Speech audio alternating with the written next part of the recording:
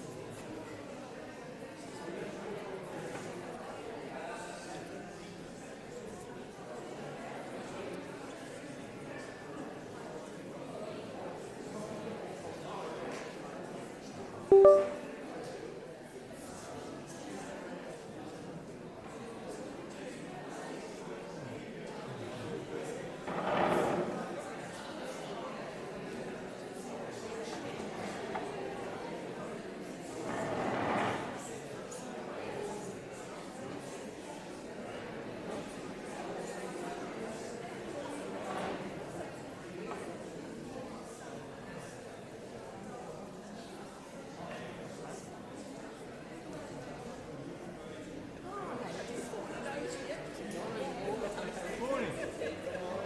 Very well, happy New Year.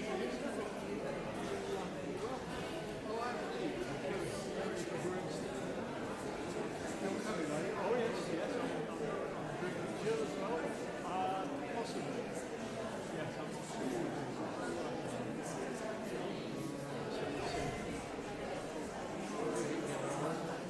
There'll be an interesting one. I think it depends on how cold it is.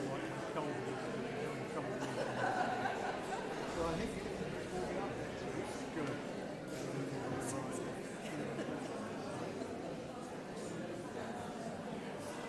I can't read that.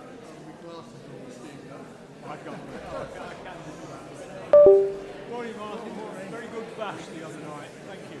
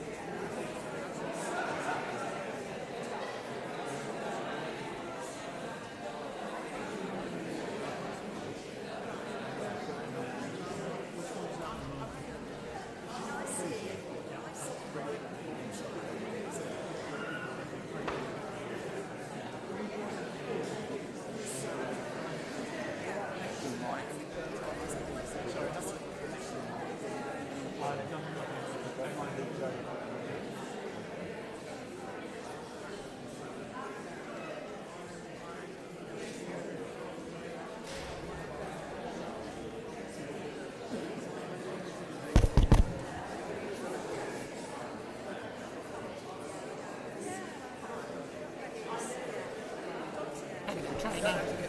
One. Testing 1, 2. Oh yeah, that's absolutely fine. That'll be fine.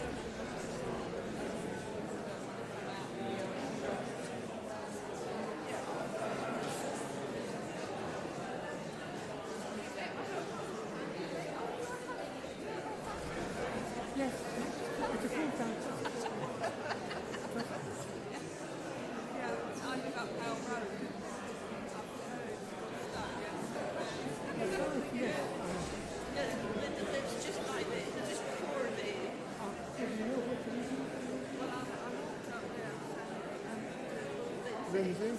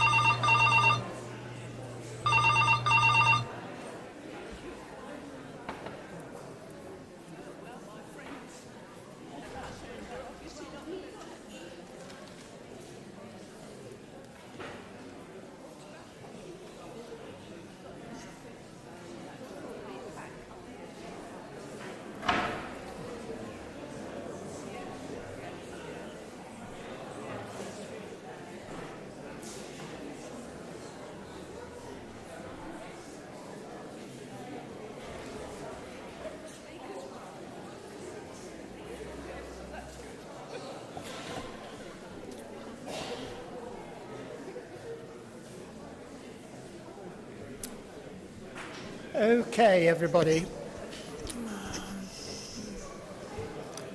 If you'd like to take a seat, we can make a start.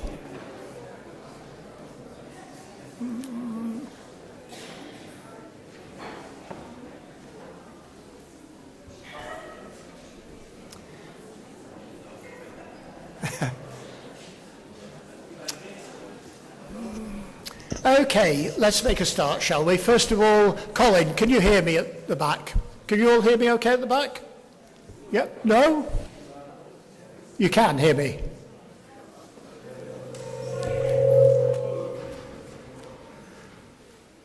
Can you hear me now? Excellent, fine, good. First of all, a very happy new year to you, and many congratulations for getting here. I know it's been a pretty icy day, but well done on coming. I know quite a few people have said they couldn't come because of the ice, but you've all made it. Well done, be very careful. And also, I shall remind you at the end, remember that Hale Road is closed. So anybody who's driven in from the London Road, you're going to have to turn around and go back out the other way. Now, secondly, a very warm welcome to anybody who's new here. Do come and say hello if you are new. Happy to meet you. Now, I've got quite a few announcements to make today, and I know there'll be more announcements from others. First of all, let's deal with dates. Could you make a note that the spring barbecue has now been rearranged for the 13th of May? The 13th of May, that's Wednesday the 13th of May. It was originally envisaged being the following week, but the church wasn't available. So it's going to be the 13th, and I'll send a note out in the newsletter about that to everybody. Secondly, another date to mention. As you know, on the 4th of March, we have a speaker in 2 months' time who is John Benjamin, who is quite a well-known personality locally and nationally because he's one of the jewellery experts on the Antiques Roadshow. We anticipate there might be quite a bit of interest, and we want to make sure there are enough seats and that we don't exceed the capacity for the church. So could I ask you, if you are able to make the event at March, it's on the 4th of March, could you let Alison, who's at the back there, stand up, Alison, give a wave. Alison's giving a wave at the back. Just let her know that you're able to come so that we know how many people are likely to attend. It's just for this one occasion where we think there might be quite a bit of interest. Next one, issues in relation to groups. I've had an offer for somebody to start a new bridge group. Now, the person who's concerned is not a qualified tutor, but he is an experienced bridge player. And if there is enough interest, he'll arrange for potential members to come together. He'll fix up a time and a date which is convenient for the majority of people, and then he will get the group off the ground. So if you are interested in joining a new bridge group, please come and have a word with me. I will send on the details to him, and he will in turn get the group together. All he would like is an indication of your experience or lack of experience in relation to bridge. He's happy to take newcomers, and he's happy to take people who are experienced in bridge. So just come and have a word with me and we'll get that underway, hopefully. Next, can I mention the rock group are looking for a bass player for Rock of Ages group. Now, I'm sure there may be a bass player here, is there? Sir Paul McCartney wasn't available, I'm told, so it's down to us. And if you know anybody who's a bass player, please have a word with Ian, who is probably somewhere around here. And where are you? Ian? Please have a word with Ian because the group is doing really well and trying really hard to get the music together. So if you do know anybody, please pass it on. In relation to groups, sorry to be a little bit boring, but I do need to say we're still looking for a groups coordinator. We're struggling along, as you can see, as best we can, mentioning, for example, a bridge group. And I would like to just pay tribute to Veronica for all the work that she's done in helping to keep that screen going above us. She's been coordinating that, and she's stood in just to make sure that particular part of the group coordinator's work keeps going. Now, you'll remember that last month I sent out a note in the newsletter asking for any views on things that we might do in the coming year. I'm pleased to say I've had a couple of comments from people, from members, as to the things that we can do. Please, if you've got any ideas, please let me know, and I'll repeat it in the newsletter, which comes out probably tomorrow or Friday. Finally, I want to mention something that's very important for you, although it's probably one of those things that goes on behind the scenes. Our records of members contain all the details about yourselves. That's your names, addresses, emails, telephone numbers, etc. And keeping that information really secure is important for you, and it's also important for us because we have to comply with legislation about these things. Now, as you will all have heard, we've transferred all our records to a new system called Beacon. And that is going to bring about some changes for group conveners and for all of us, because you'll see things in a slightly different format as the year progresses. Now, I am looking for any conveners who would like to be in the first tranche of learning how to utilise Beacon to the best effect, basically to send emails in a secure environment, to let me know, and then we can arrange for the training and passwords and what have you to be available to you. I've already had 5 conveners who've said to me they are happy to take part, and I just like to say, let me know, or let Francis know. Francis is somewhere down here. Francis is just in the middle here, who's our database manager, and he will be happy to help. I'd just like to particularly pay tribute to Jim, who's done a lot of work in the transfer of the data onto the new database, and also to Francis for what he's done. So I know probably not something which is of a great deal of interest to you, but it really is an important aspect of what goes on behind the scenes. Now, one issue arises from that change, which is that every year we send off a list of everybody who gets the U3A magazine called U3A Matters. About 400 members in Wendover get the U3A magazine, and we send that list off to U3A nationally, and they make sure you get sent a copy. I think it comes around about 3 or 4 times a year. If any of you don't want it, could you let me or Francis know? We have a deadline. We have to send the details off on the 12th of January. But if you don't want to continue with the magazine, let me know. Equally, if you don't get the magazine and want to be on the list, let me know. We know who is on the list at the present time. We know who doesn't get it at the present time. So just have a word with either of us if you want to make a change. I think that's all I need to say, other than to say we've still got some copies of the U3A diary. We've got 10 copies left. I think we're going to discount them so that we can get rid of them. They are really good. I'd encourage you to get the diary because it's got a really handy notes page opposite the date. I appreciate we're already into January, but I think if we'll reduce them to £3, I think, if you'd like to pick up the last 10. They're really good, and as you can see, they're red, so it's easy not to lose them. And in addition, we've still got the members' guide at the back if any of you have not picked up the members' guide with the details of the speakers for the year. Okay, I think that's all I need to say. I'm sorry, it's rather a lot, and I do apologise for that. Yeah, go on, tell us about the doors.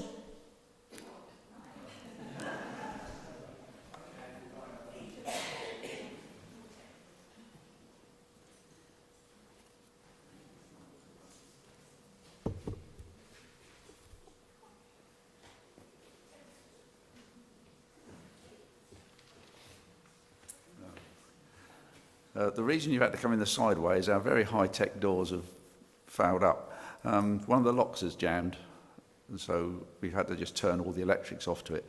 You can get out that way by using the right-hand leaf to go out and just push it to go. That'll be fine.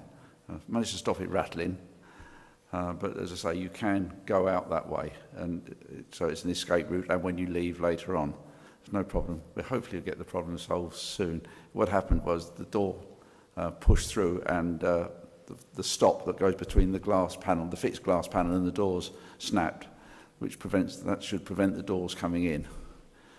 So that's what's caused the problem anyway. But you can get out that way, as it's one of our main emergency exits. So we made sure that it's safe. Okay. Okay. So if difficulty, we can get out there. So this is the emergency exit still there.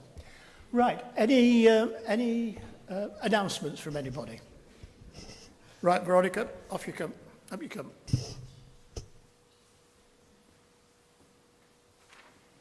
Right, good morning everyone and Happy New Year.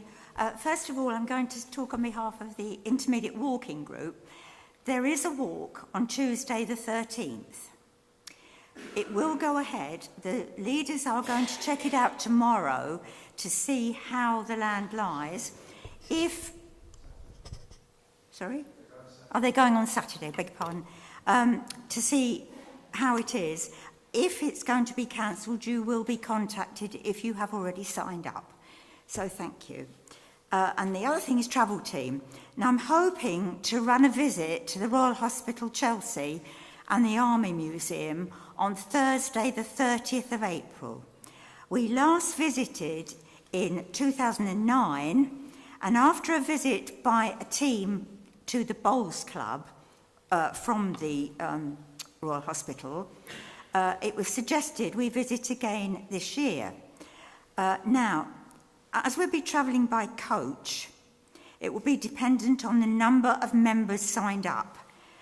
So I've set up an interest list.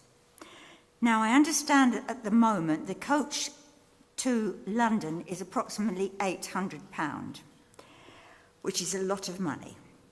And I've reckoned it a little bit, that the actual tour, which is a 2-hour tour by a Chelsea pensioner, will be £25.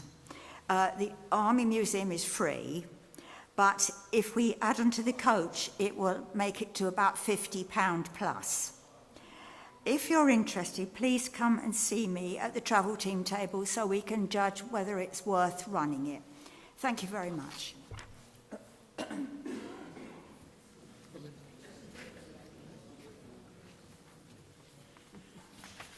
Good morning, everyone. Belinda Horn, also from the travel team. I've got 3 more places for our visit on Friday the 6th of February to the 2 High Wycombe museums. The cost is £8, which includes a coffee at the first museum, which is craft in wood. It's the High Wycombe Chair Making Museum, where we'll have a talk about Wycombe's chair heritage, with explanations and demonstrations of the old and original tools used by the craftsmen. After that, we'll be going for lunch at the Spindle and Thread, and then going on to High Wycombe Museum itself for a photographic stroll through 150 years of Wycombe's history. So there are 3 places available. It's a self-drive visit, but I think we've got plenty of space in cars at the moment. Thank you to all the drivers who've offered to take other people. We've got 1 room left for the Yorkshire holiday, the 15th to the 20th of June. There are more details at the back. I'm taking names for an interest list for the Trooping of the Colour. Not the one where His Majesty will attend, because we won't get in. But they have 2 practices, on Saturday the 30th of May and Saturday the 6th of June. I have to request tickets which go into a ballot, so that's why I need to know if there's interest to do that.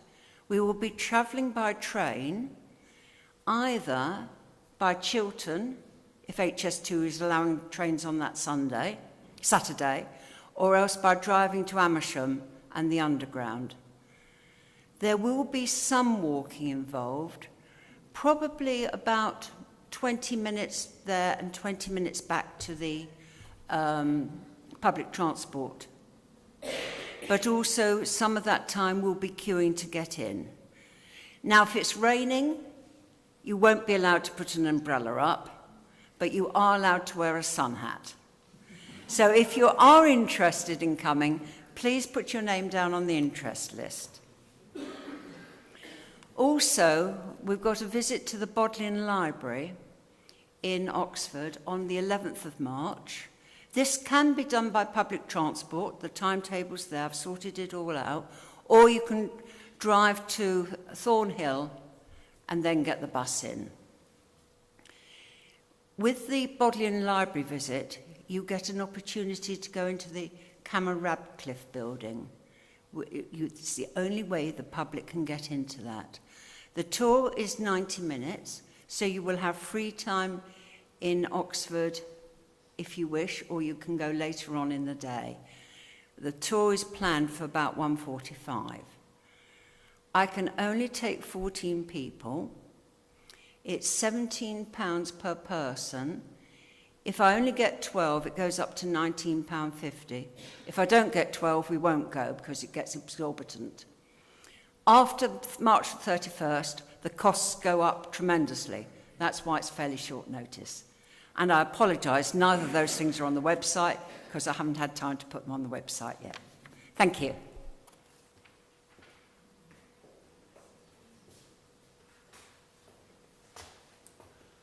Good morning, everyone. I won't keep you a minute. All I want to say is copies of the Look Back magazine are at the back there, and if any conveners wish to take supplies for their groups, please come and see me. Also, there's just a few limited edition copies left. Those are the ones signed by me. Thank you. What an offer. Okay. Fine, I think that's everybody. In that case, it's nearly 20 past. Shall we try and get back for 10:45, 10:45? Okay? Enjoy your coffee.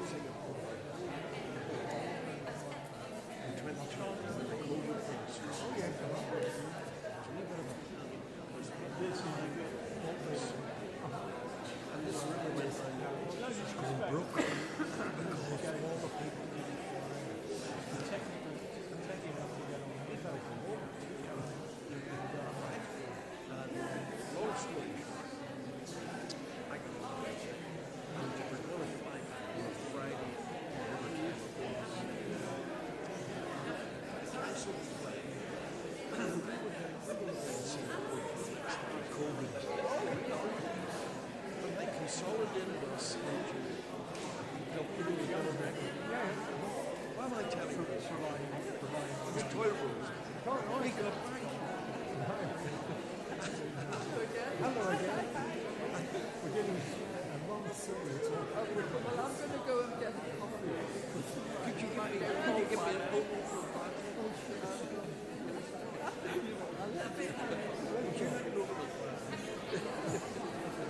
So there you are. So we came home. And I said, well, we better go get some provisions because we weren't planning to. We went into Tesco's or was it? I can't remember. Nothing there. I said to the girl, where's the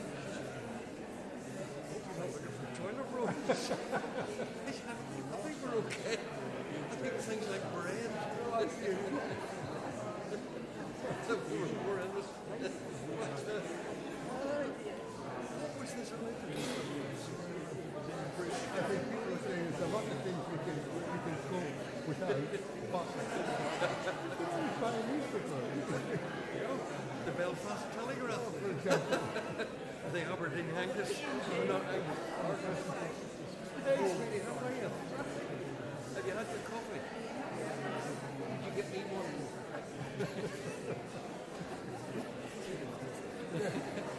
Just a look.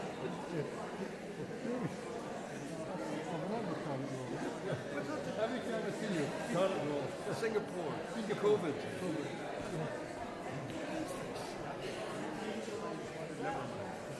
Things can run out of the scope with the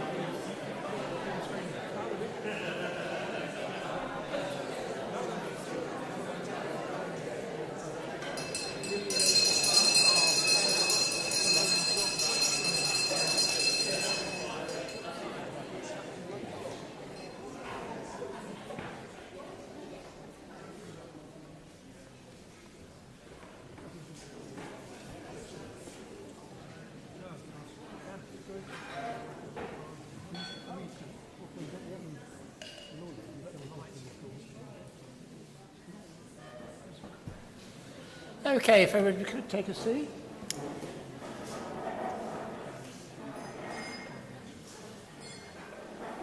Judy, come to the front. Come to the front, you can see. Come on.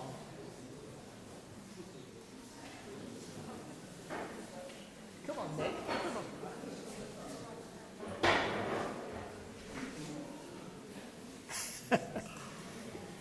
Okay, it's my great pleasure to introduce our speaker today, who is Paul Barwick, and he's going to talk about the life and crimes of double agent zigzag.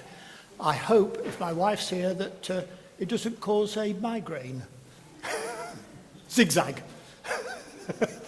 Okay, over to you.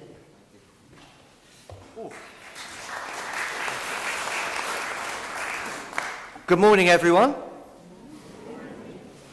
first of all, I can say this because it is my first booking of this year. Happy New Year. Thank you very much for coming out on a very chilly morning. So I do appreciate it. Now, also, I've got to thank Alison. Where's Alison? Hello, Alison. Thank you very much for allowing me to share this presentation with you today. It's one that we're going to get straight on with, if this clicker works. And it does. Now, 21-year-old Betty Farmer sat in the restaurant of the Hotel de la Plage in St Helier on the island of Jersey, thinking how fortune had smiled upon her. Here she was, a beautiful showgirl from a Soho chorus line, living the high life with her handsome beau in surroundings that she could only have dreamed of. Now, in 1938, the Hotel de la Plage was the epitome of first-class traveller refinement, with its luxuriously appointed rooms and stunning sea views. She took in the opulent surroundings, the stunning vistas, and the film star looks of her companion, whom she adored. Perhaps, if she had known that he was already married to one dancer, he had a baby on the way with another dancer, and that he was an out-and-out crook, she may have changed her mind. But somehow, I doubt that. There has always been interest in the great game of espionage, with its stories of treachery, betrayal, deceit, and double cross.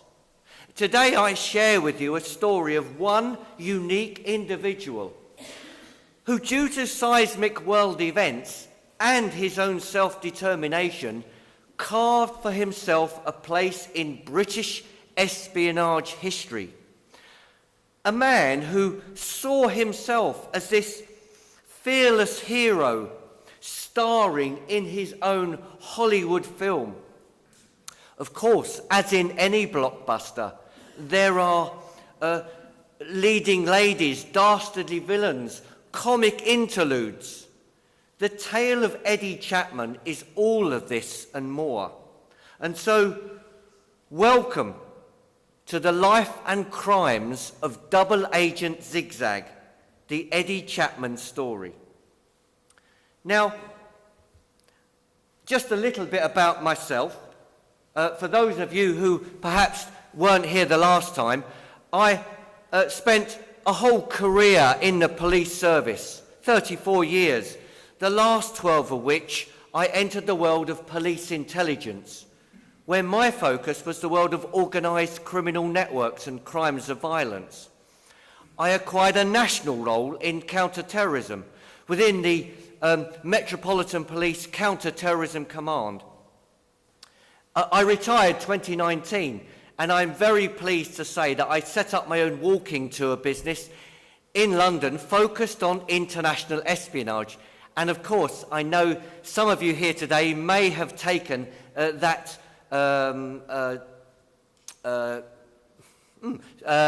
walk with me when Wendover U3A took 2 tours with me in 2023. But back in the Hotel de la Plage, Betty Farmer hadn't noticed 2 suited gentlemen who were in conversation at the reception desk in the hotel that you could see from the restaurant itself. By the time that receptionist had pointed towards them through into the restaurant, her companion, who had noticed them, he'd already made up his mind. He got up, he looked into Betty's ice blue eyes, and then, after kissing her lightly on the forehead, he said, "I have to go now, but I will be back," before taking a running jump through the restaurant windows of the hotel that at that moment just happened to be closed. Betty Farmer watched as the love of her life, Arnold Edward Chapman, covered in shards of glass and being chased along the St Helier seafront by two plainclothes detectives, disappeared from her life for the next 6.5 years. To understand this strange turn of events, we must return to the early life of Arnold Eddie Chapman. By the way, I've never been able to locate a childhood photograph of him. But he was born in November 1914 in the mining community of Burnopfield, County Durham. He grew up in a very working-class family. His father, a former marine engineer, now run a very run-down pub in Roker in Sunderland. Eddie had very little in the way of a formal education. He very rarely went to school. He resented authority, and in turn, it has to be said, authority detested Eddie Chapman. Early brushes with the law just cemented a fiercely rebellious streak in him. And so it wasn't perhaps the best career move at the age of 17.5 when Eddie joined the British Army into the 2nd Battalion of the Coldstream Guards. For a while, he enjoyed his life as a soldier. He was based at Wellington Barracks in London. He took part in protection of the monarch duties at Buckingham Palace. But after a year or so, he'd grown bored with the rules and regulations of army life. And so after a period of leave, well, he declined to return to his barracks. Instead, he went AWOL, and he headed to London's Soho district, taking up with a revue bar showgirl. Not the young lady pictured here. I just thought it was a very nice picture of a young, attractive dancer. He was seduced by the bright lights, the nightclubs, and the very attractive showgirls. He loved the exciting, grimy atmosphere of this notorious part of the capital. But unfortunately, once his money ran out, that same showgirl dobbed him in to the authorities. And he was carted back to face the wrath of a court-martial. Found guilty, he was sent to the Glass House, the notoriously tough military prison in Aldershot, where, after serving an 84-day sentence for desertion, he was given a dishonourable discharge from his country's armed forces. But now free, he gravitated back towards the Soho district of London. He went through jobs as quickly as socks. Bartender, doorman, film extra, wrestler. He was immensely good looking. He had a great dress sense and exceptional grooming. He was very intelligent. He learned new skills with ease. But perhaps his greatest attribute was that people naturally liked Eddie. They warmed to his charming demeanour and his polite etiquette. Eddie Chapman saw himself as this central character, now starring in his own Hollywood epic, with the other people playing supporting roles around him. But of course, this was Soho, and alongside that gaiety and the bright lights, there was an ever-present seedy underbelly of criminal endeavour. Eddie was drawn to this, and he began his own get-rich schemes that included thievery, forgery, and petty blackmail. With his dashing good looks, he would entice wealthy married women into having affairs with him that would enable him to then extort sums of money from them to buy their silence. But he sometimes got caught, and he served several small sentences in London's jails, including Wandsworth and Wormwood Scrubs. Eddie was learning his criminal apprenticeship. He joined a small, criminal gang. Oh, I should say, by the way, in 1935, Eddie got married for the first time. It was to a half-German, half-Jewish dancer called Vera Friedberg. But it didn't last. And within a couple of months, Eddie had already moved in with another dancer, a nightclub dancer from Southend called Frida Stevenson. But he joined a small criminal gang. Their MO was very simple. Entering commercial premises at night, using sticks of gelignite, they would blow open the safe and steal the contents. They soon acquired the nickname the Jelly Gang. They were making a lot of money, but they were now attracting the attention of Scotland Yard. And with the heat of the law breathing down their necks, the gang headed to Scotland to continue their explosive endeavours. Unfortunately, though, they were soon caught trying to blow open the safe of the Glasgow branch of the Edinburgh Cooperative Society. Surprisingly, very surprisingly, they got bail from this job, and once free, they legged it back down south all the way to Jersey in the Channel Islands. Now, Eddie, being Eddie, decided to take his latest flame, the nightclub dancer, Betty Farmer, with him as they prepared to lay low. Tipped off by an informant, Scotland Yard sent word to their colleagues in the Jersey Constabulary that Eddie Chapman, a notorious criminal, was now staying at the Hotel de la Plage. The Jersey Constabulary, eager to prove to their counterparts in London that they could apprehend him, they sent detectives to the hotel to make inquiries. And after his ignominious exit through the hotel restaurant windows, they mounted a manhunt for him, and they found Eddie preparing to commit another commercial burglary.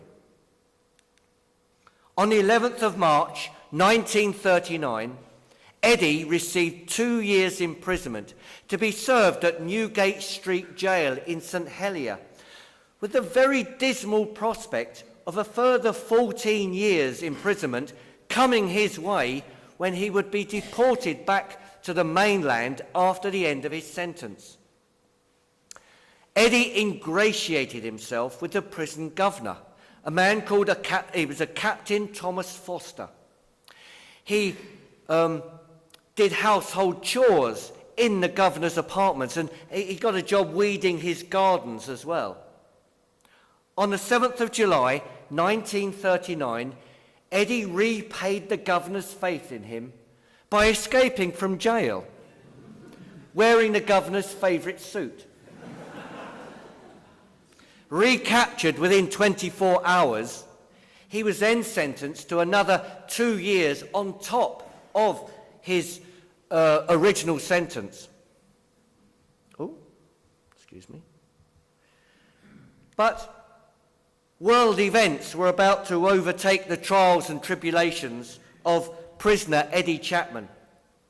In September 1939, German troops invaded Poland. Britain declared war with Germany, and the world was plunged into the catastrophe of World War II. In June 1940, Germany invaded the Channel Islands. Now, Britain had already withdrawn its forces from the Channel Islands, saying that they were undefendable. In his prison cell, Eddie Chapman gathered his thoughts. He could be in jail for the entire length of the war, however long that may be, and still be sent back to Britain to face justice at the end of that time. Perhaps worse, he could be deported to Germany or Poland to work in one of the many slave labour camps that were powering the German war machine. Neither of these were a great prospect. In his mind, he began to figure out his options. Now, for the inmates of Newgate Street Jail, the tumultuous events worldwide had little effect on their day-to-day life. Certainly the food got worse.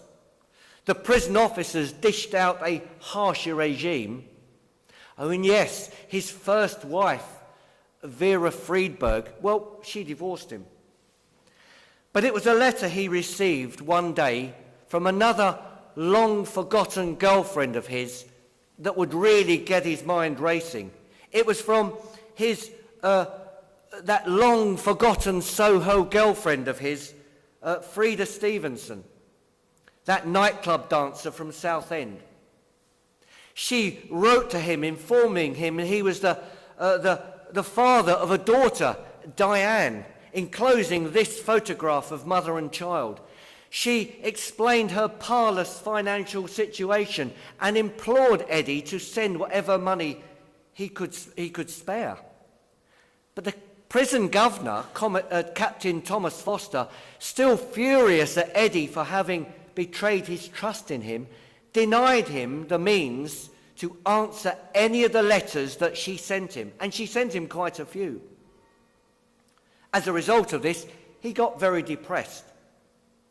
Quite when the notion entered his head is unknown even to Eddie Chapman, but he began to get this crazy idea, this notion of spying for Germany.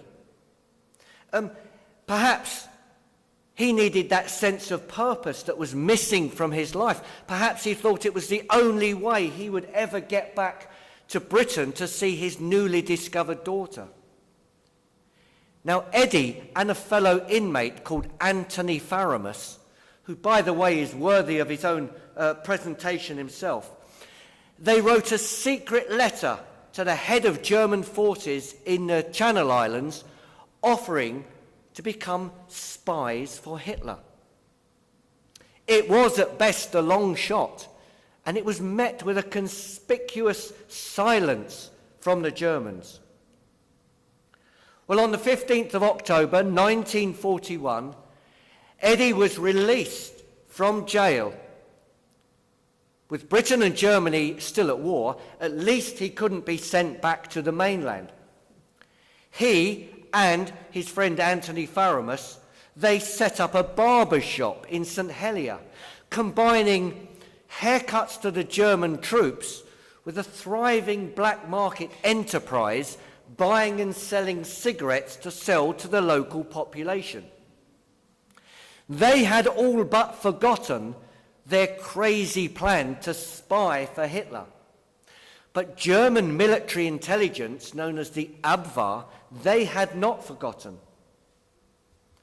Germany was desperate to send and to recruit agents of espionage to send to Britain on a whole host of missions.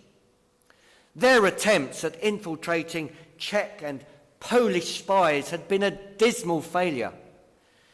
They were poorly trained, poorly equipped, and they were easily detected by a British population on the lookout from spies from Germany.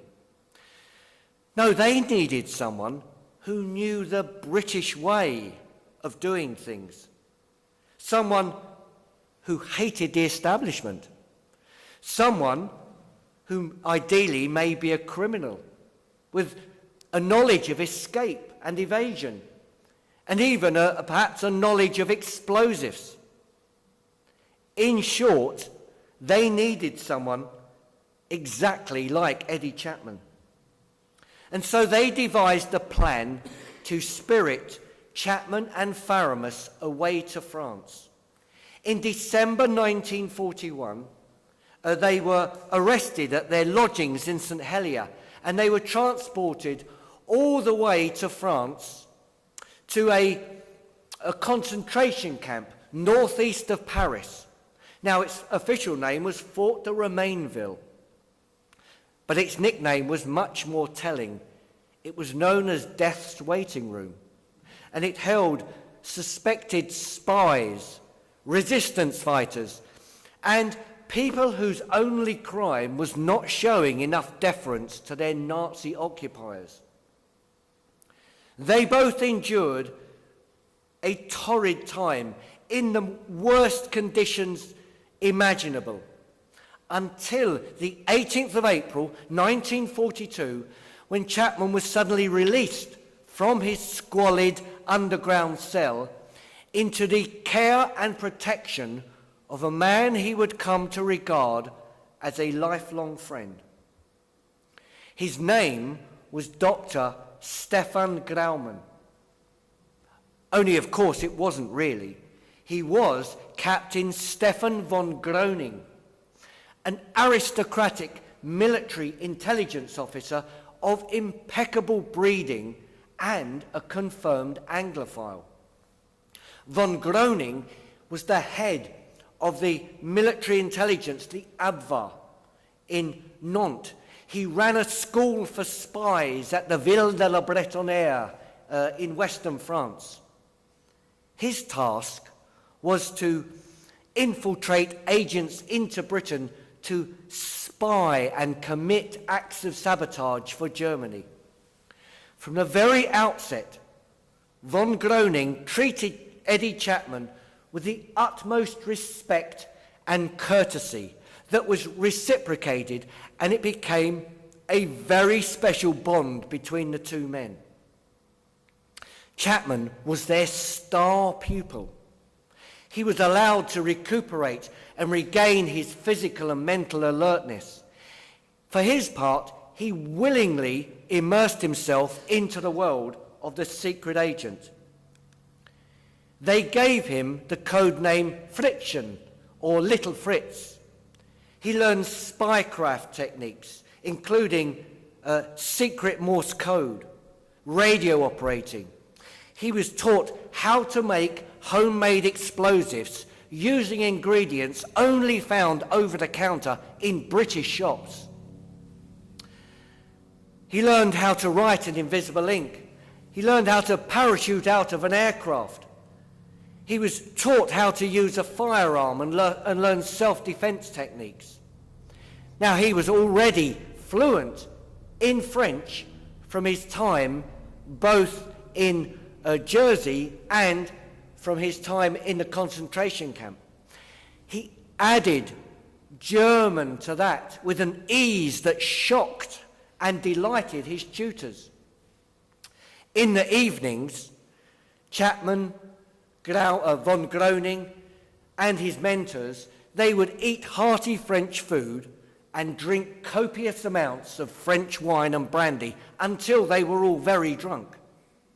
Eddie, he willingly immersed himself. He took part in all the singing of the German military marching songs, and he gave Nazi salutes.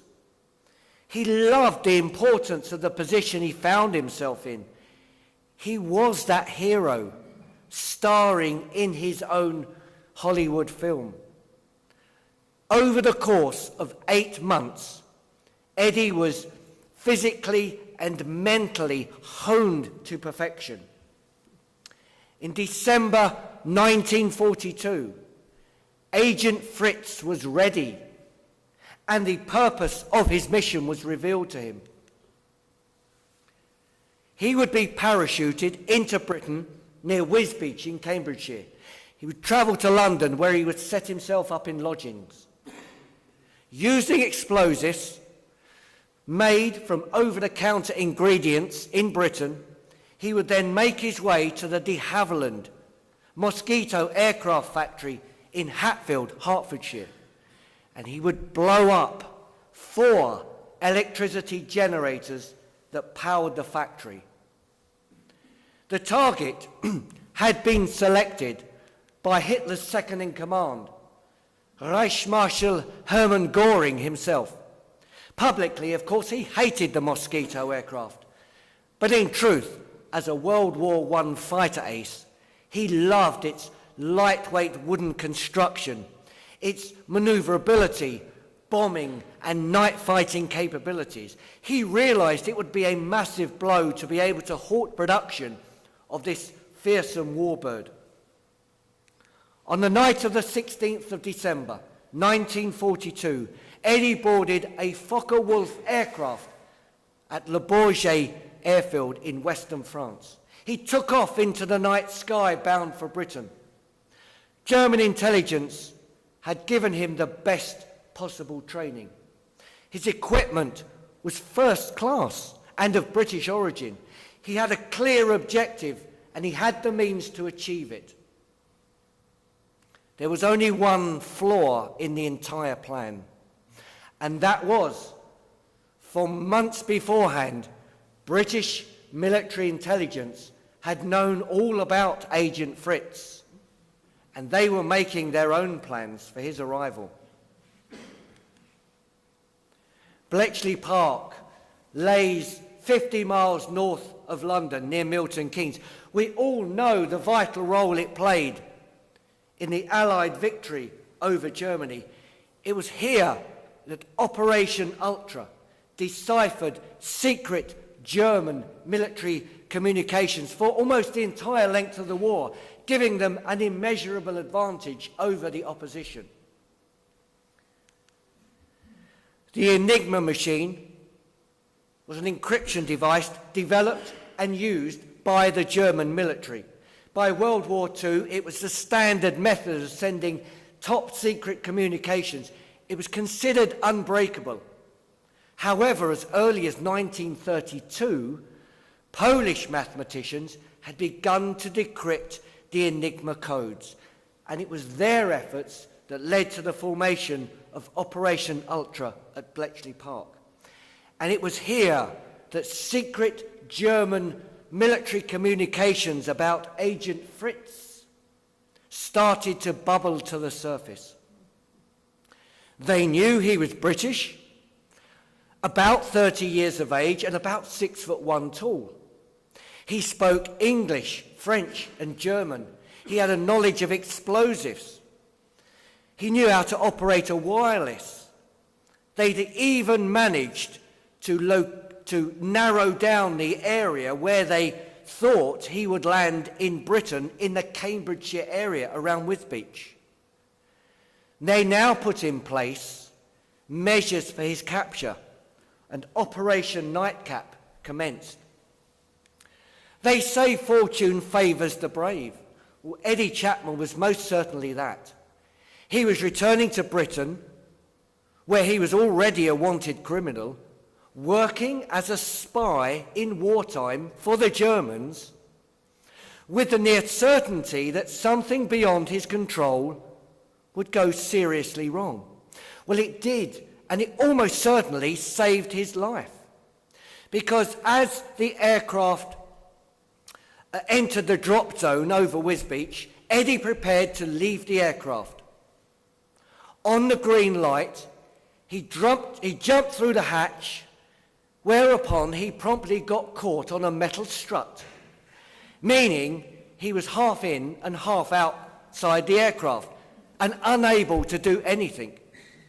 Eventually, with the concern of his crewmen, a hefty German boot in his back, he was free and he floated down through the night sky into the Cambridgeshire area. But he was now 20 miles from his intended drop location. If he had landed in the correct location, where the police and the military services were already waiting for him, and had he not been able to give himself up before he was captured, the results would have been entirely different. Well, eventually, he floated down and he landed in the muddy fields near Ely, in March, near Ely, sorry. He made his way, it was now 3:30 in the morning, to a cottage, the cottage of one George and Martha Convine. He knocked on the door, and they were initially very suspicious of this dishevelled airman who had a muddy overalls on, but underneath he had a lounge suit. But eventually, over numerous cups of tea and coffee, he persuaded them he needed to talk to the police. When they arrived, in private, he told them that he needed to be taken to MI5. 3 hours later, he found himself here in southwest London at Latchmere House. It was codenamed Camp 020, and it was where captured German spies were interrogated by British intelligence. Over the next couple of days, Eddie told them everything about himself, from his childhood misdemeanors, his army career, to his criminal endeavors. Eventually, they came to believe he was telling the truth, or enough of it to enable them to formulate a plan. Because Eddie Chapman wanted to become a double agent. MI5 now wanted the same thing. It was an incredibly dangerous undertaking. He had to convince the Germans that he was still loyal to them, without giving away anything of any use or of interest to them. He could be exposed by an alert Bobby here in Britain who might recognise him, or a former accomplice. His whole life had to be, if you like, planned out like a game of chess. One wrong move, and it would be checkmate. He was handed into the care of a Major Ronnie Reed from the B1A section. They were the people that handled the double agents. He was escorted, if you like, to this house, suburban house in northwest London, in Hendon, 35 Crespany Road. The officers that took him there, they were to live with him. They lived at the house. They were his minders, his nursemaids, but they were there to listen and report back to MI5. Every spy has a nickname. Whoever gave Eddie his was obviously having a laugh, because he was to be known as Agent Zigzag. MI5, they wanted to send Eddie back to Germany to spy on the spies that were plotting our downfall. But they couldn't do it unless the Germans were convinced that Eddie was still loyal to them.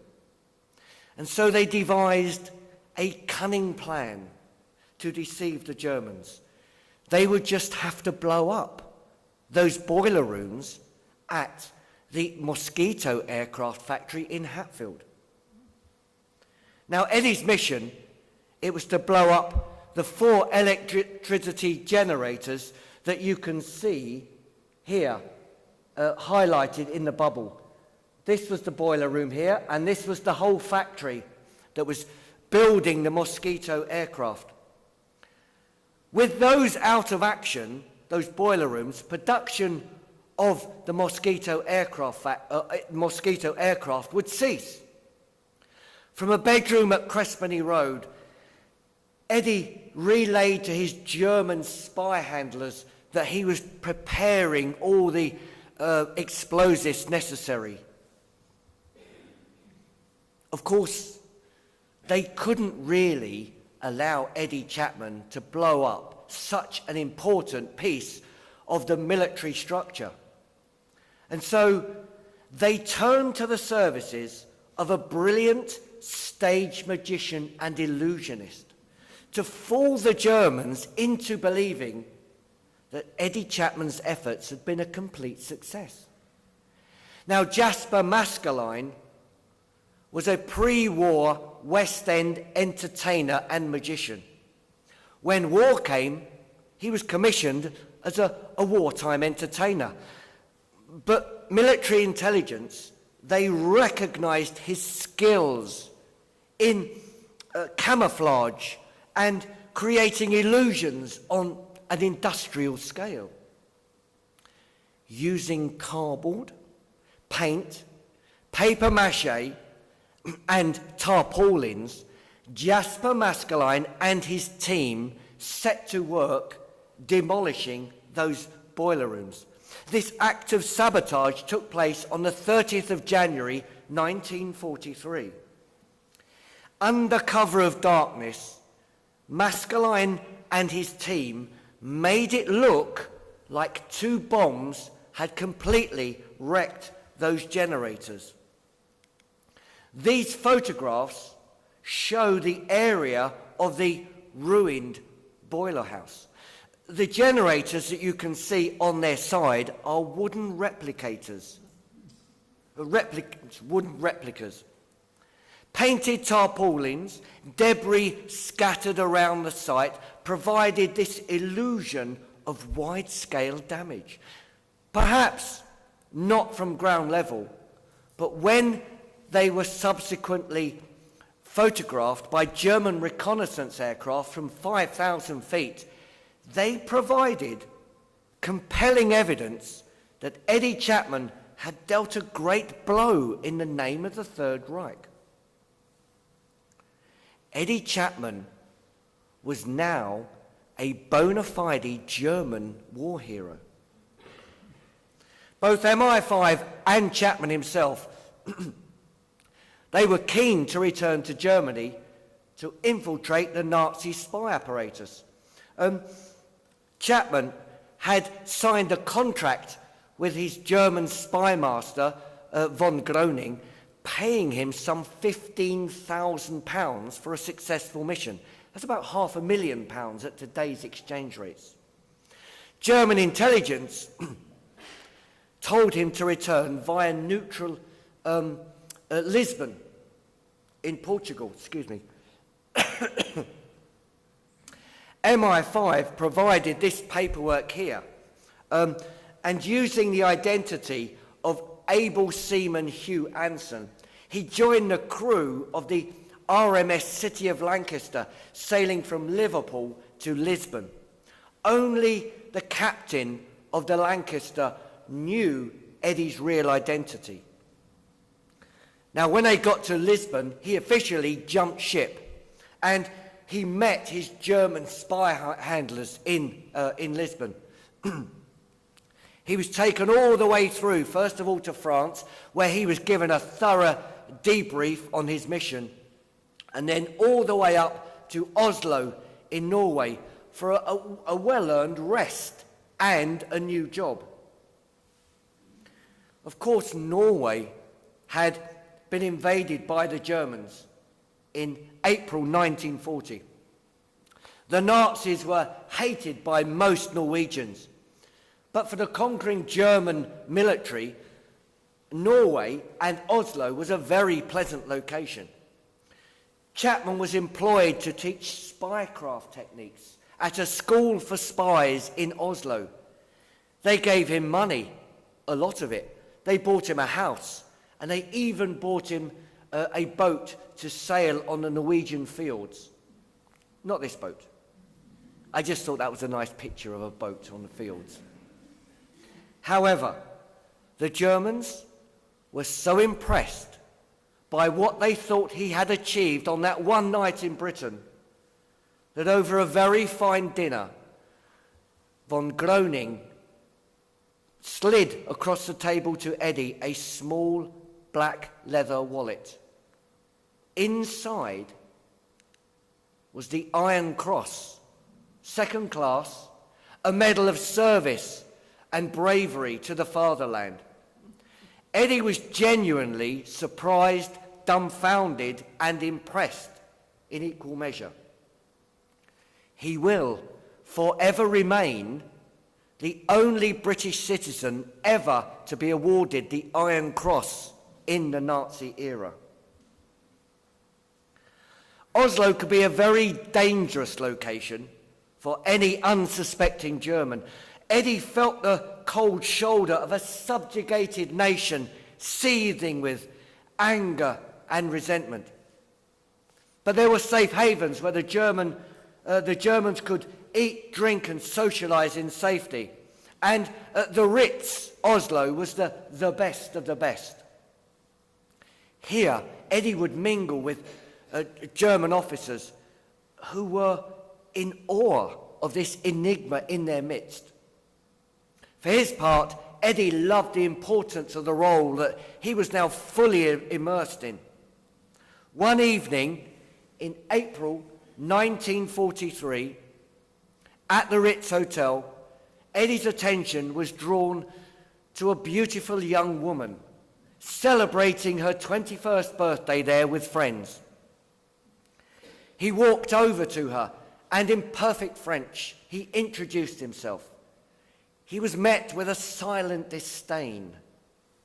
Not for the first time in his life, Eddie Chapman had just fallen head over heels in love. Dagmar Lalem, she always felt bigger than the tiny village of Eidsvoll she'd been born into in March 1923. She moved to Oslo at 17 to become a receptionist. And when the Germans invaded, she witnessed the hardships, the brutality endured by the Norwegians. She hated Germans with a passion. She joined the Milorg, the Norwegian secret resistance movement. And she had been sent to the Ritz Hotel specifically to spy on the Germans, looking for weaknesses and possible targets. Eddie managed to convince her that he was a French journalist. He charmed his way into her affections, and they soon became lovers. Although neither of them knew it at this point, they were both working for the same side. They loved and laughed their way through the summer of 1943, sailing, fishing, making plans together for a future at the end of the war. They talked about buying a bar together in Paris. But Dagmar was shunned by many of her own people on suspicion of being a collaborator. This hurt Eddie a lot. And one day, whilst they were out on his boat fishing in the fields, Eddie confessed to her that he was, in fact, a double agent, a spy for the Germans that was secretly working for the British military intelligence. He was working from within to bring the Germans down. For Dagmar, it was a great relief. It meant that she could love him without regret. Together they formed a formidable partnership, snooping on the German spy network in Oslo and Norway. But it could not last. As winter 43 gave way to the spring of 44, Eddie now prepared to return to Britain. By now, Germany was losing the war, and German intelligence had drawn up a long list of missions that were needed to try to turn the tide. Eddie's priority became the infamous V1 flying bombs, or doodlebugs, that Germany hoped would obliterate Britain into submission. Its devastating, indiscriminate nature brought terror to London from the spring of 1944. But crucially, perhaps, it did not possess a true navigation system. It was essentially a point-and-shoot weapon. The Germans needed someone on the ground here in Britain to relay where the V1s were falling, to correct their aim or range if needed. So Eddie would now return to London, and he would transmit information on the weapons performance back to the German High Command. It meant, of course, he would have to leave Dagmar behind. Their parting was such sweet sorrow. They vowed to find each other at the end of the war and buy that bar in Paris. But for Eddie, it would be a promise too far. On the 29th of June 1944, Eddie returned to Britain for a second time, courtesy of the German Luftwaffe. After being attacked by British night fighters, vomiting up his last meal, and injuring his back quite severely when he landed, Eddie had returned to Britain. Finding a rural telephone box, he was put through to his old British spy master, Major Ronnie Reid, who had long thought Eddie dead. He was startled to hear the caller say, "Hi, it's Eddie. I'm back, and I've got a new job." 3 hours later, excuse me, he was back in Camp 020. Unlike before, though, he was now the consummate spy, able to recall in fine detail the whole of the German spy apparatus, both in France and Norway. His recall of people, places, contacts, meetings was forensic. Whilst it wasn't unanimous within MI5, his loyalty to Britain was deemed to be sufficiently steadfast, and the operation given to him by the Germans now provided MI5 with another opportunity. From the spring of 1944, London, southern England, endured a terrifying bombardment from Hitler's V1s. Over 6,000 people died, over 21,000 people were injured. Chapman's mission was to fool the Germans into believing the V1s were landing way off course. He would send reports back to the German intelligence, the High Command, saying that the weapons were flying over the capital or to the east or to the north or the west. But it was not true at the start. Many of those doodlebugs were finding their way into the heart of the capital. But the false intelligence provided by Chapman and some other double agents persuaded the Germans to alter the course and the range of their doodlebugs, meaning that they landed in the less densely populated areas of Kent and Essex. There was still a terrible loss of life. It was not an easy decision to make, but by this deception, they had spared Londoners, who were by now almost out on their knees, from further hardship and suffering. Eddie's stock was riding high. He was being paid by both the Germans and the British, and he felt this sense of worth that he always craved. But the tide of the war had, of course, turned, and British intelligence was now looking beyond the conflict.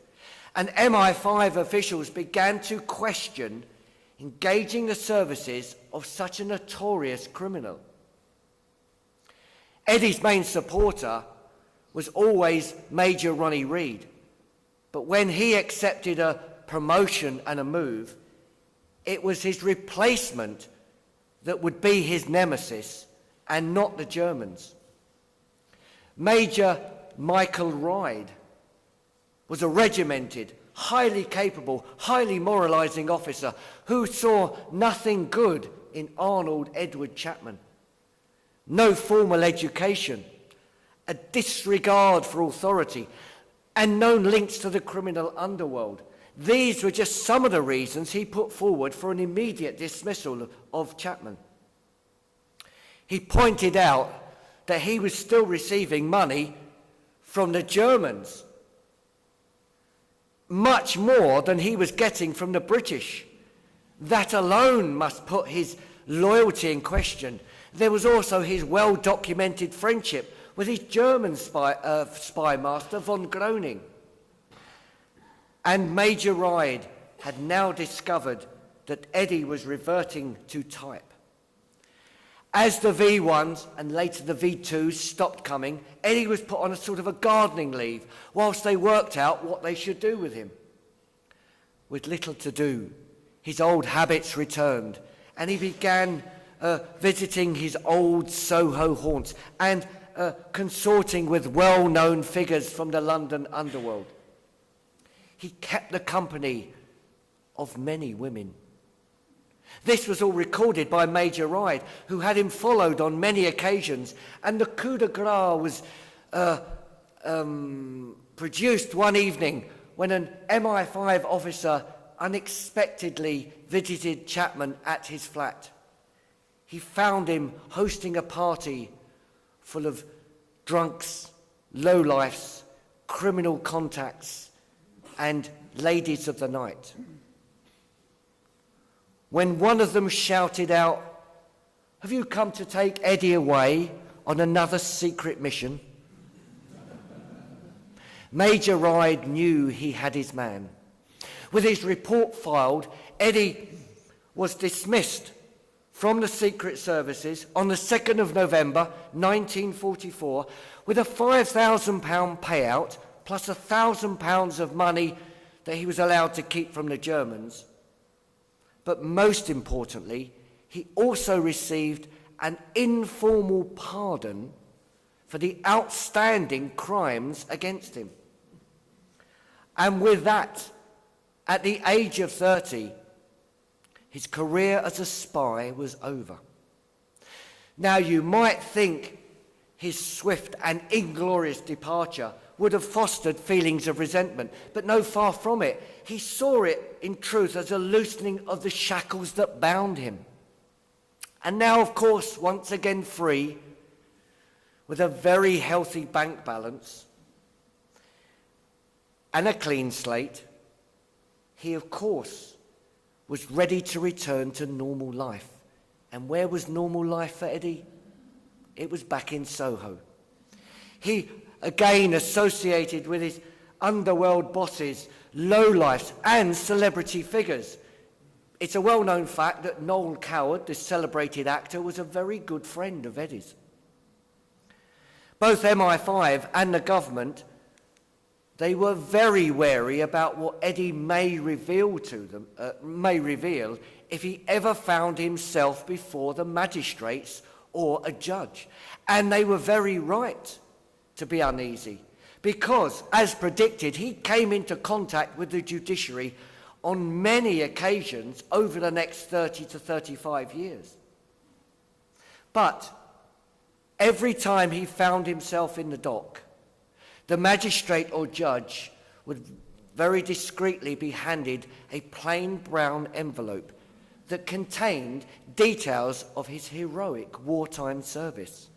It's believed that they were all made by his British spy master, Major Ronnie Reid. As always, Eddie was preoccupied with the ladies, but not his ex-wife, Vera, or Frida Stevenson, the mother of his daughter, Diane, or even Dagmar Lalem, the Norwegian secret agent. No, Eddie's attentions kept returning to Betty Farmer, who he'd last seen 6 years before as he'd left the hotel. He resolved that he must find her, and to that end he engaged the help of the two now ex-police officers who'd been his minders at Crespany Road in Hendon. They used to meet at the very fashionable Berkeley Hotel in Knightsbridge, where they would proceed to work out how they should find her. Britain was a complete mess at the end of the Second World War, and finding one woman, oh, by the way, they didn't even have a photograph of her, was proving troublesome. At one of those lunches, one of the officers got exasperated with Eddie, and he said to him, "Oh, for God's sake, Eddie, we can't find this woman. We haven't even got a photograph. Does she look any like anyone in this restaurant?" True story. Eddie got up, he looked around the restaurant, and his eyes settled on a blonde lady at the back of her head at the far end of the restaurant. "Well, from the back it looks a bit like that lady over there," he said. At that moment, the lady half turned round. Excuse my French. "Jesus Christ," he shouted. "It's Betty." And it was. Betty turned round, heard him, dropped her coffee cup. He had at least kept his promise to return to her. They were married at Kensington Registry Office on the 9th of October 1947, after almost daily proposals from Eddie. Betty had major reservations about marrying him. But she said, although life with Eddie would be extremely challenging, life without him would be completely boring. And that was the way it proved. It was a very tempestuous on-off relationship. But they did develop a lifelong bond between them. And together in 1954, they had a daughter who they named Suzanne. In 1953, the News of the World newspaper tried to publish a serialized account of Eddie's wartime exploits, but they were denied permission by the government. The whole edition of the paper had to be pulped. Always one for a photo opportunity, Eddie posed for that one there, showing his annoyance at that decision. Later, he was allowed to publish an account of his work for MI5 without giving away any military secrets in a book entitled The Real Eddie Chapman Story. Given that Eddie, of course, was not adverse in promoting his own importance to the war effort, the title The Real Eddie Chapman Story can be construed as somewhat misleading. In 1967, the film Triple Cross came out in cinemas here in the UK. It had an all-star cast, including Trevor Howard, Romy Schneider, Yul Brynner, with Christopher Plummer playing the part of Eddie Chapman. It was, let's say, loosely based on his exploits. Like many film critics, Eddie found it passable in some places, but lacking in any real depth for the most part. Life for Mr. and Mrs. Chapman was never boring. Eddie always drove a Rolls Royce. He got into trouble with the law on many occasions. He was involved in shady property deals in East Africa. He was once wanted in Casablanca for a bizarre plot to kidnap the Sultan of Morocco. He was also, for a time, the honorary crime correspondent for the Daily Telegraph. In 1979, their daughter Suzanne got married at Shenley Lodge. This, of course, was, I should have mentioned this, first of all, they bought Kilkea Castle in Ireland, and later they bought Shenley Lodge, a 32-room health spa in Shenley, near Radlett.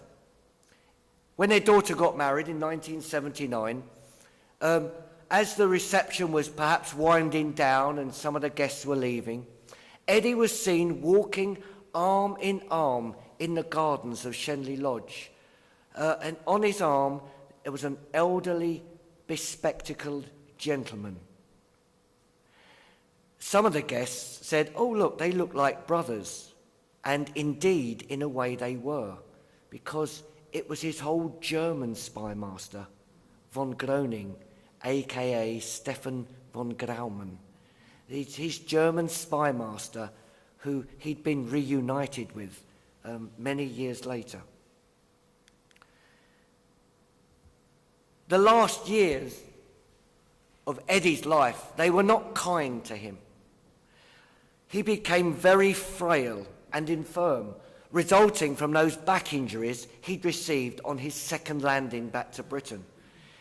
He went into a care home that Betty promptly withdrew him from, calling it a hellhole, and she nursed him at Shenley Lodge until he passed away on the 11th of December 1997 with heart failure.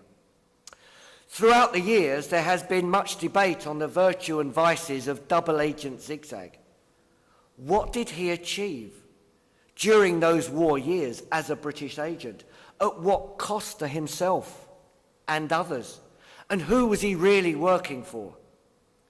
The first two questions I think I should leave to military historians. The third question is a little bit easier to answer.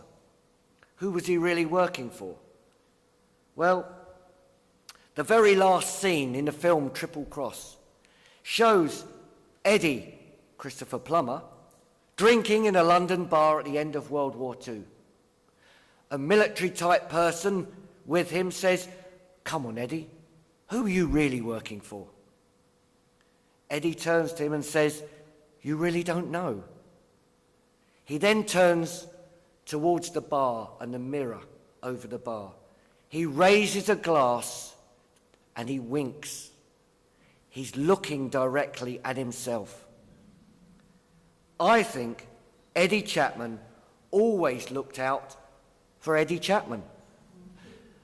I think he saw both the British and the Germans as an adventure, an opportunity for himself, and one worth risking his life for. What isn't in doubt is that he lived an extraordinary life. His activities during World War II may have helped save the lives of many people. Hero, traitor, adventurer, rogue, criminal. Everyone may have an opinion, it's just not clear-cut. Whether his final resting place is heaven or hell, I think he'll still be trying to make a deal for himself, merrily zigzagging along the way. Thank you very much. Thank you.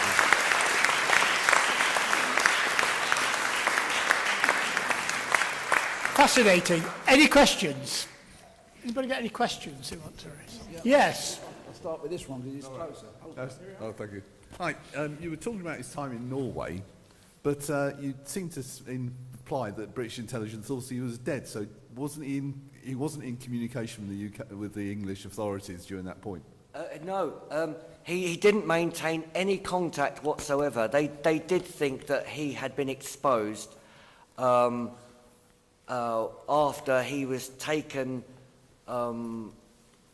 after he got off the ship in Portugal, taken all the way through. They thought at that point he'd probably been exposed and he was dead. And they had no contact with him until he obviously got back to Britain. So, yeah. Hello. What happened to his daughter? Do you know any? Yeah, I mean, as much as I know, they still live in the Hertfordshire area. They, of course, grown up, got children of their own. The two daughters, the one from his first dalliance, shall we say, and his marriage, they both know each other, get on very, very well. There's actually pictures of them on the internet in London, out shopping together. So, yeah, and he was a good father to them both. And there are pictures of him that you can Google, Eddie Chapman and his daughters, and you'll see that they're out in London together. I think there was one other question. Oh, yeah, Ian. Where's Ian? I'll come around the other way too. By the way, thank you to the people at home who are watching on the Zoom call. It is Zoom, isn't it? YouTube. On the YouTube channel. Apart from his pardon and a couple of grand, did he receive any honours from Britain? So Eddie Chapman never received any pension whatsoever and no medals. And it was down to the attitude of MI5.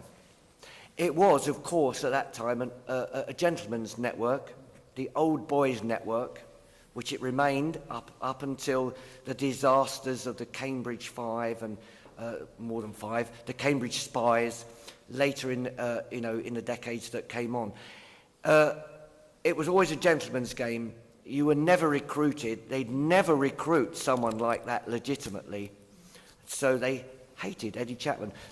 Major Michael Ryde's opinion of him was the general opinion of Eddie throughout the whole of the secret services. Betty lobbied and got some quite powerful friends to lobby for a pension for Eddie for his wartime service. They didn't pay him a pension. They paid him a lump sum, which was nowhere near what he would have got if he was a pension. But they sort of paid him off because he was an irritant, or she was an irritant to them. yeah, so he never got his rewards from them, if you like. Hang on, another one.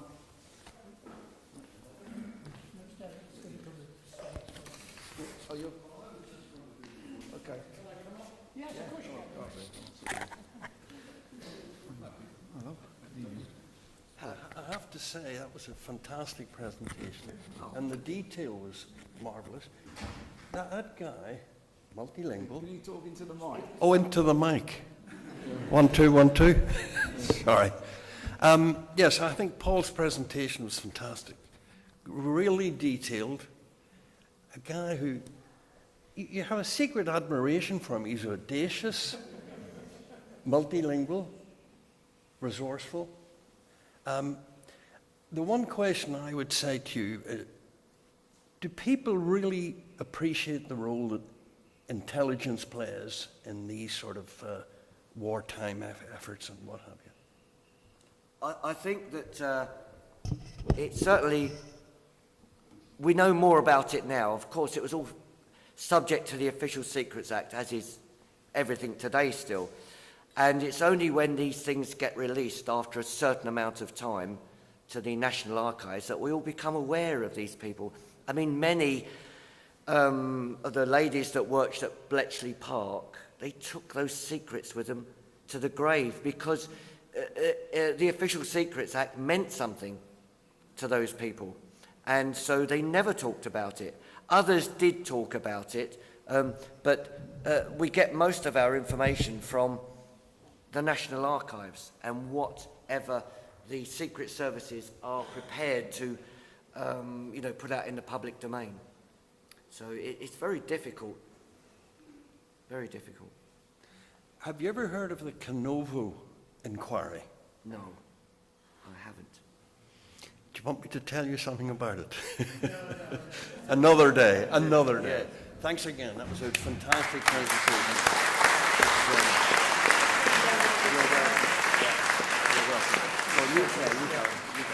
Okay, safe journey home. Remember what I said about Hale Road. It's closed, so please be careful. Go out towards the London Road. And can I just remind you all, next time on Wednesday the 4th of February, it's a slightly different topic, Save the Asian Elephants. Look forward to seeing you then. Okay, safe journey home. Bye.